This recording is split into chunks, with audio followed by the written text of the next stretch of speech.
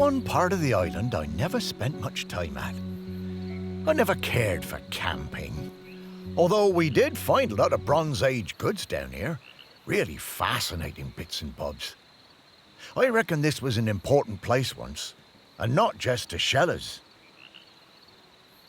Oh, there's so many great smells here. Oh, and so many rabbits to chase. Stop it, Sparky, you have a job to do. You know, I suppose I do like it better up here now I don't have to worry about combing all those burrs out of your fur. At least this part of Shelmerston isn't changing too much. Yes. Now let's sniff out Greg. Yeah, I always found Greg a bit difficult. That business with the owl of his. He wasn't a bad guy at heart. Just liked animals a bit more than people, sometimes. Maybe. But who can blame him? Let's find some people who remembered him. Dig a little deeper. Memories of Greg Litherland. Here we come.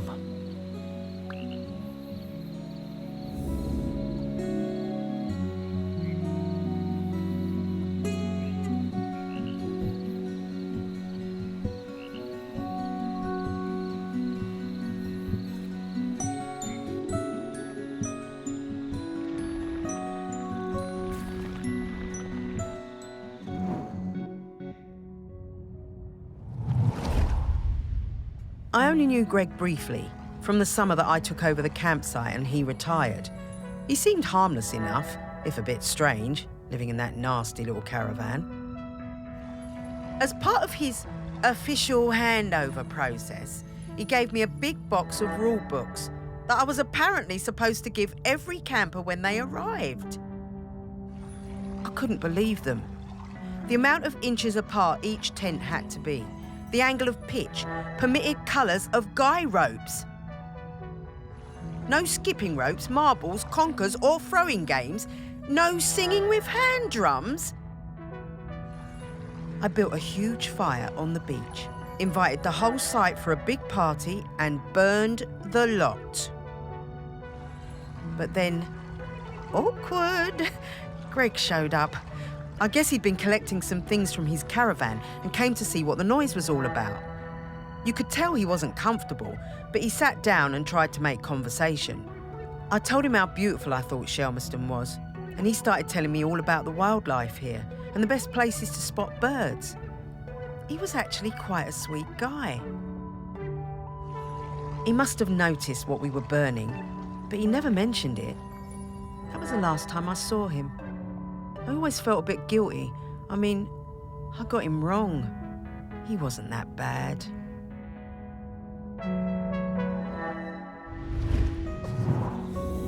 Well, it's a good thing she kept one of them. It must be around here somewhere.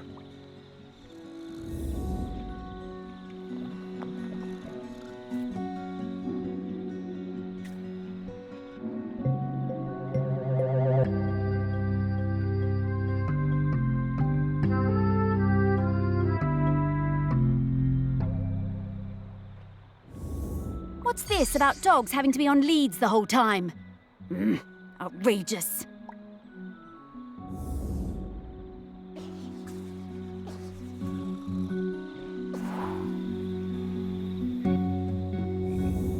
I'm getting the scent of Grenkins again, Morris. I'll pop up to let you know when we're close to one.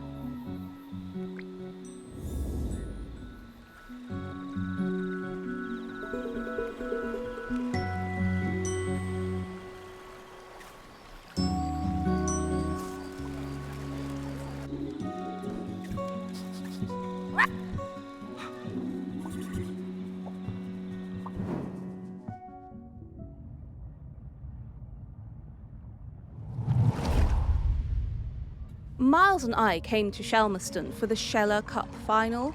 Miles was the world champion for ages. Greg, the campsite manager, was a huge Sheller fan. Always gave us the best pitch on the campsite. Miles was up early every morning, training for the big race. Greg would always be lurking in the background, taking photos. It became rather annoying. How many photos did he need? Oh God, and one time he turned up at our barbecue and wouldn't leave. The man could not take a hint. So, race day arrives and Greg is there with his camera, of course, getting in everyone's way. So Greg leans out into the track as the pack came past, Miles in the lead. And Miles goes crashing right into Greg. Total disaster. Miles goes down and Quasi flies past him to win the race. Miles was absolutely gutted. He definitely would have won it. Later that night, all us shellers were on our way back from the pub and we heard Greg outside his caravan, just sat by himself, crying. Miles, he was such a good sport, went over and spoke to him, invited him over to our camp for a drink. So then Greg came back and hung out with us, brought his camera and showed us all his sheller race photos. You know, that guy was actually a pretty great photographer. By the end of the night, Miles had forgiven him. Miles was good like that.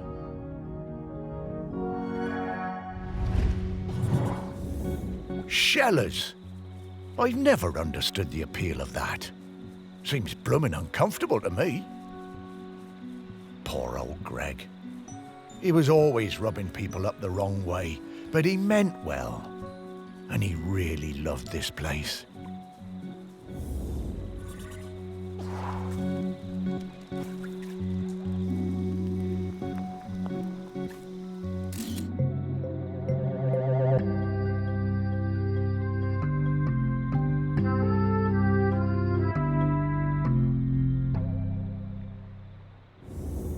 Oh, I wish we could use this. I am a very photogenic dog, you know.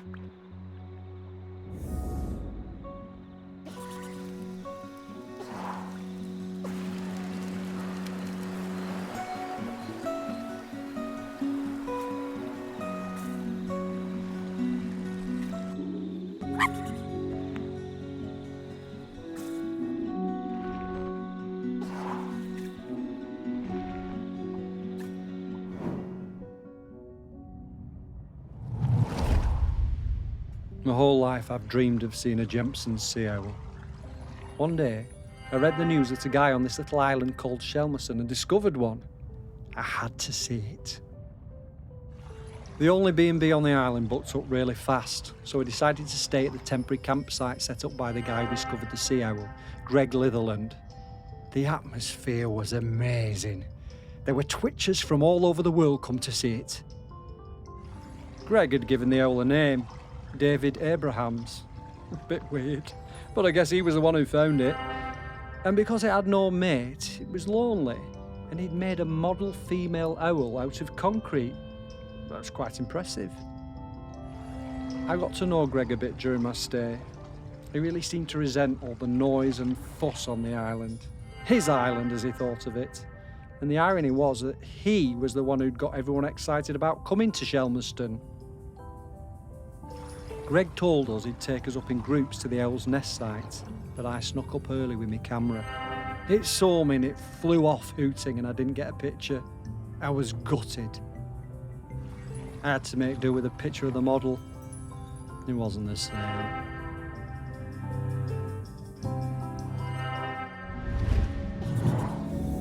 I remember that.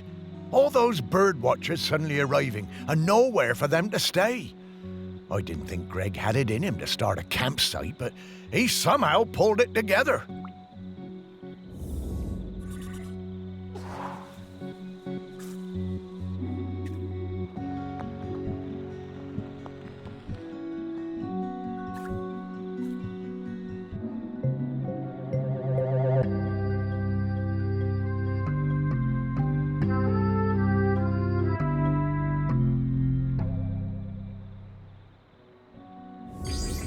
Oh, poor old David Abrahams.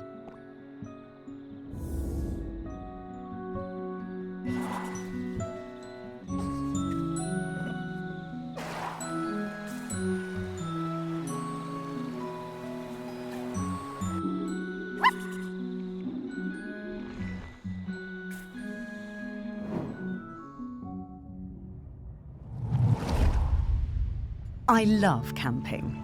We've come to Shelmerston every summer with the kids for years. OK, our tent is a bit bright, but that means the kids can always see it. Greg seemed angry about everything this year. He told us our tent was outside of the regulation colours, and being around the kids seemed to really upset him. But they were only being kids, just running around playing. Greg was blowing that bloody whistle every 5 minutes. One day, Greg confiscated my little one's kite. He was terrifying. We still sometimes get nightmares about it. I had to do something. When I saw Greg put the whistle down, I pinched it and took out the pea. You know, the thing that makes the noise. I threw that pea somewhere Greg would never find it. You should have seen his face when he blew his whistle and nothing happened.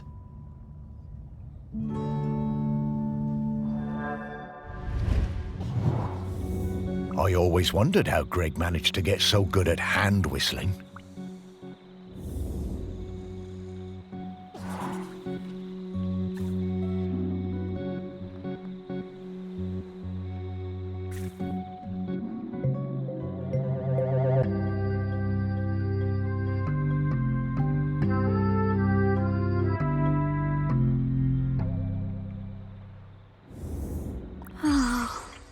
The smell of rabbit poo.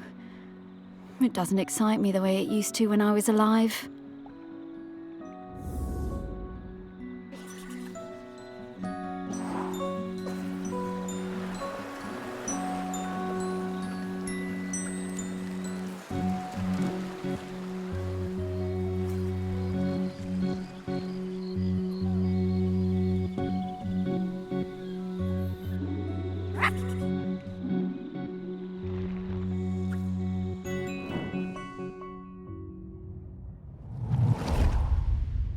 My best thing is throwing discs. I am really good. I like playing with Dan and Toddler. It's our favourite thing when we go camping on Shelmerston. One time, Greg Clifferland came up the beach, all red-faced like an angry tomato. He pointed at a sign. It said, "No throwing games." He was yelling and shouting at us. He told me to give him my disc, but I wouldn't. I threw it high up into the air, and it went bang into a massive bird. Then the bird fell into the sea. I felt so awful. I never meant to hurt the bird. The whole thing was terrible. Mr. Lifferland was screaming. He waded into the sea, picked up that bird, and carried it back to the beach. He was crying and crying. I'm sorry, Mr. Lifferland.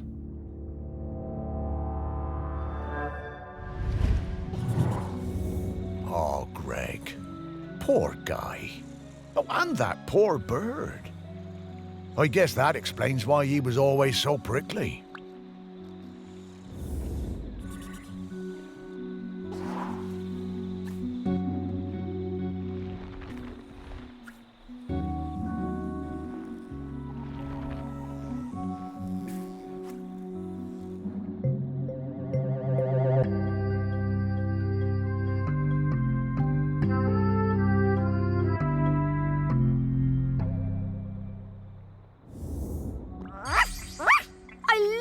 Things.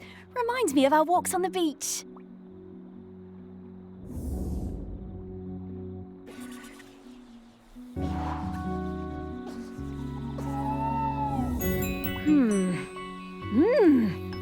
Woof! Okay, I've got his scent. It was quite faint, but I'm a very good dog. Let's go find him.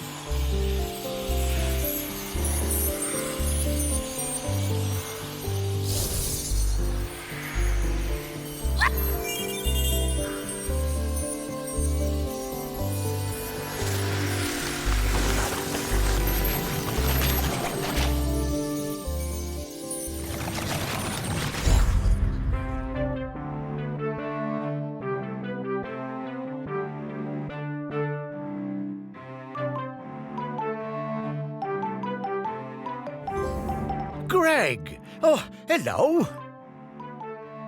Morris, what are you doing here?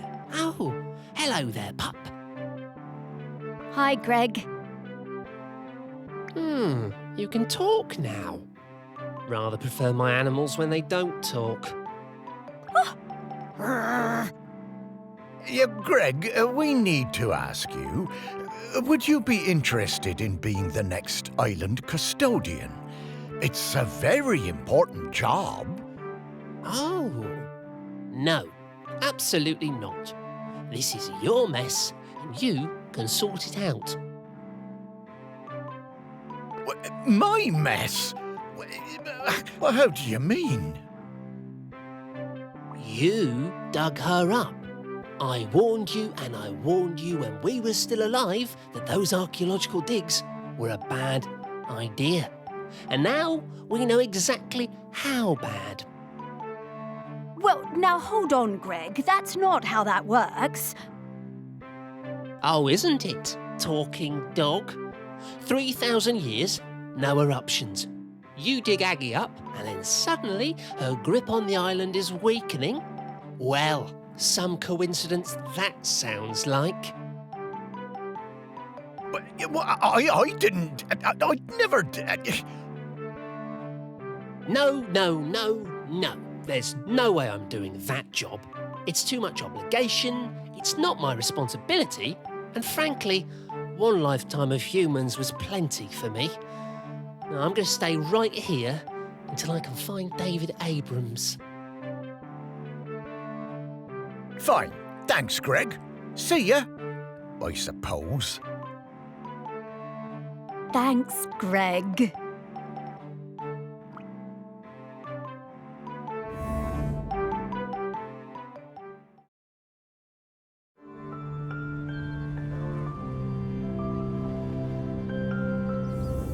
It's not looking good, is it, old girl? Don't worry, Morris.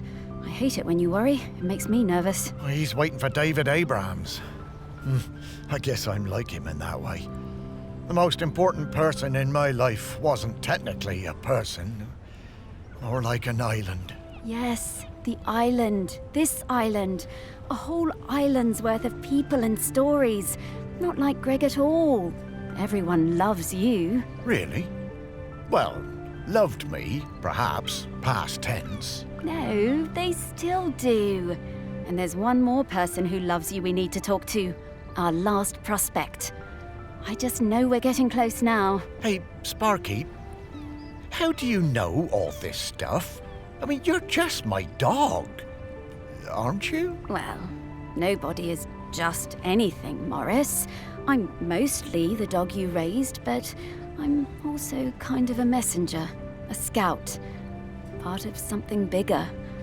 Aggie sent me to help guide you. Aggie sent you? No time to explain, Morris. We have to get to the last prospect. Well, however it came to be, I'm glad I get to spend more time with you, old friend. So am I, Morris. Now, off to see Samfire down at the harbour. Ah, Sam. Yeah, lead the way, girl.